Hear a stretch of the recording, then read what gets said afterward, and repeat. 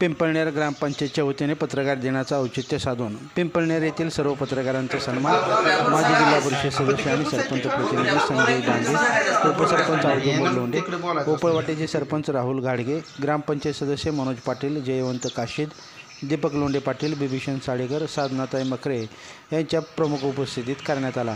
यावेळी माढा तालुका ग्रामीण पत्रकार संघाचे उपाध्यक्ष पत्रकार सुहास कांबळे, आदम जकाते, हनुमंत जाधव, प्रशांत लोंढे, राहुल पेटकर, रोहित कापरे, ॲडव्होकेट दीपक लोंढे, रामलिंग कांबळे यांचा हार, फेटा आणि श्रीफळ देऊन सन्मान करण्यात आला। यावेळी राहुल मकरे, संतोष पेटकर, चांगदेव वनवे, कृष्णाभाऊ पेटकर, मारुती लोंढे आदी जण उपस्थित होते। यावेळी बोलताना संजय डांगे म्हणाले की पुढील वर्षी याहीपेक्षा मोठा कार्यक्रम आयोजित करू।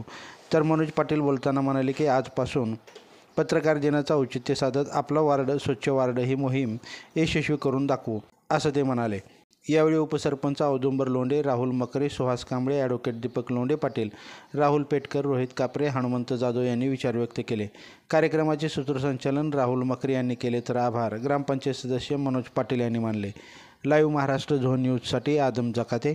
लाईव्ह महाराष्ट्र झोन न्यूजच्या यूट्यूब चॅनलला सबस्क्राईब करा, तसेच आमच्या फेसबुक पेजलाही फॉलो करा।